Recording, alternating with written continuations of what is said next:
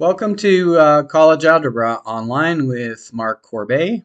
I'm going to give you a quick rundown of the course and the syllabus and get you guys started.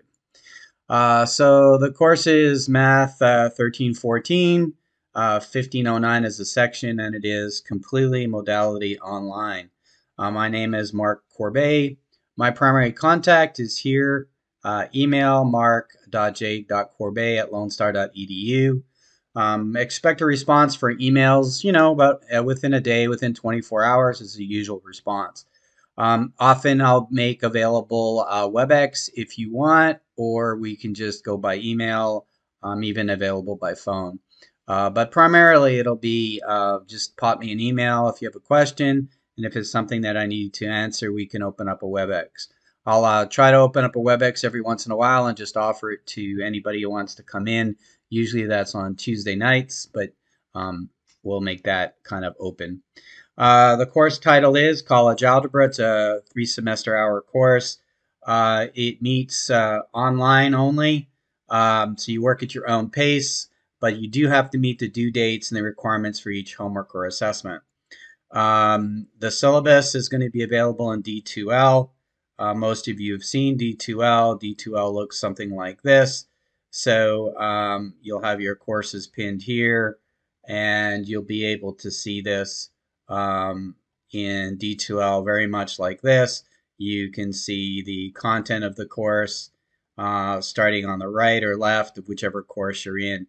That's the wrong course, of course. We'll try it with College Algebra. There we go. So if you want to see College Algebra, it'll look like this. And our content basically in D2L will be the syllabus, which I'll be posting here in a minute, and the starting video. Most of your other material is going to be in my math lab. So the required book is through my math lab. It's the Blitzer book, 8th edition. You can buy it $69.99 online purchase direct at Pearson if you follow these instructions right here below. This is on the syllabus. Go to Pearson, either register or use your old student number. Make sure you use my course ID, Corbet 12037 for this course, and that'll get you into the correct course. And then at the end of that, you just pay directly online. You may use calculators in this course. I recommend, if you're going to do that, is a TI-84, TI-83 plus. The simple graphing calculator is very helpful. You can't use a computer algebra calculator, and you really shouldn't be using any other kind of solving systems or anything like that. The calculator, the graphing calculator, is technically the limitation, so that's what we need to be using. The whole course is to fulfill your minimum math requirements for graduation. So we have these course outcomes, which I'm not going to go through in detail. You can read them, but basically they cover all of the chapters and all the requirements that we're going to cover. You can see it by week. So week 1, 2, and 3 is broken up by components, but you also be able to see that in my math lab. If I was to jump over to my math lab, you can see what that would look like here. Your assignments will be listed in my math lab like this. You'll see my name, Corbet Math 1314 1502 Spring 2023, and you'll see the first assignments are due. The assignments are due at a specific time. They're usually due on Saturday nights at midnight. That kind of gives you a way of finishing off the week and starting the new week. I recommend you actually get a run on it, and you try to get ahead of your game by finishing the first week on the Saturday and the second week maybe on the Sunday, and kind of make that time work for you. The homework is online. It looks like this, and you do each question. Now, there is a reminder about that. One of the notes, and you'll see that note right here, is you need to score a minimum of 70 in all the homeworks to be able to do the Unit 1 exam. So the homeworks are open. You can keep going back and keep improving your grade as you go, but you do need to do that to be able to move on to work on the exam, which does have a date. Let's go back here. If I go to assignments, trying to get that to load up. So your first exam is going to be, I think it's February 18th. So that's not too far from now. That'll be Unit 1 exam, and that's going to include all of the Unit 1 stuff. And to do that exam, to be able to do that, you're going to need to get 70% on the 9 homeworks that lead up to it. So a couple a week, maybe 2, 3 a week, and you should be able to go and work through that pretty quickly. So that's basically the homework, and there is. You'll see there's a Unit 1 exam, Unit 2 exam, Unit 3 exam, Unit 4 exam, and a final. So when we go to the evaluation, you'll see that there's homeworks. Homework is 20% of your grade. So if we work on that homework, we see it's all going to be in my math lab, 70% each. So I'm kind of encouraging you to get a minimum 70% in your homework. That's kind of going to be a requirement. Your tests, there's 4 of those tests. The test grade will be the mean average, or just the plain average of the best 3 out of 4 tests. That counts for 55% of your total grade. They have to be completed by the due date, and they're only available if you've done the homework within 70% for that test part. Tests 1, 3, and 4 will be available in my math lab. Tests 2 and the final exam are going to be a little different. They're going to be paper-based tests. So when you finish the material in test 2, which will be around here, you will see that there'll be a note in my math lab that'll say email your teacher, and you email me and I will email you the test. You print out the test, you write on the test, you scan it back as one PDF, and you send it back to me, and I'll correct it by hand and get it back to you. I will be doing that for Unit 2. And the final will also be the same kind of approach. The final will be a paper final that I'll email to you. You complete it and you email it back to me. The final is worth 25%. It's kind of a big test, but it's cumulative, so it's a great way for you to just build up your mark and work on that, and you should be able to do that quite easily.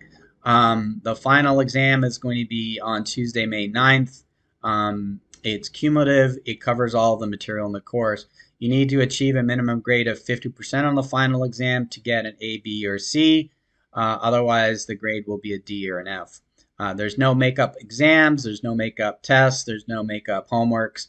That's all there. You've got to get those things to go in and do that. What else? Course withdrawal. The minimum date, or the last date to withdraw from a course, is April 6th. There are also other dates that you can draw earlier where you get some money back. So you could look on the academic calendar for that. But your last day with withdraw without having anything show up on your academic record is April 6th. Just take a note of the 6 drop rule. If you do want to drop, we do have the 6 drop rule. Just if you want any links or information about our syllabus policies, or information on FERPA, Title IX, academic integrity, academic appeals, the ADA, emergency procedures, concealed carry, all of that. A lot of that, the emergency procedures and conceal and carry were online, so we don't necessarily have to worry about that too much. If you have ADA or some kind of accommodation, all the tests usually are open time. You can take them as you need them, and you can work at them at your own pace. So a lot of the homeworks are like that. So that's not going to be really an issue most of the time. If you do have an accommodation, it's extra time or extra thing. If there's something else, just contact me early on if there's another accommodation we need to make. The math information, the syllabus information are all there. Videos, tutoring. There's going to be a video link on the website as well. That will be up in D2L. So in D2L, I will be linking you to a find this. Here we go. The online resources for 1314. It's this site here. There's a link. It'll be in D2L. That's a great link for you to go to for resources. It's got all of the videos for the class, so you can go to Unit 1, the factoring review, and you've got a video, and you can watch the video and go ahead. So all of those videos are preset. They're really well done. You don't have any worries about those. So let's see, policies, links, all of that. If you need to contact me, again, by email, It's the quickest way of contacting me. If you need to contact the department chair, that's Tim Algio. His email is here on the syllabus, and then Ellen Turnell, her email is there on the syllabus if you need those contacts. You can get to these policies by using your phone and scanning any of these QRI codes, um, and that's an easy way to do it.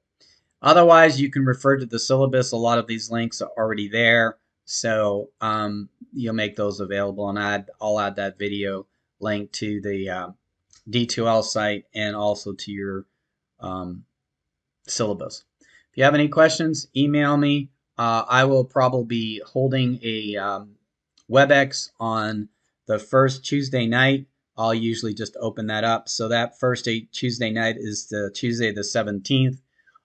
So I'll have probably an open WebEx, so you're welcome to go to the WebEx and jump in.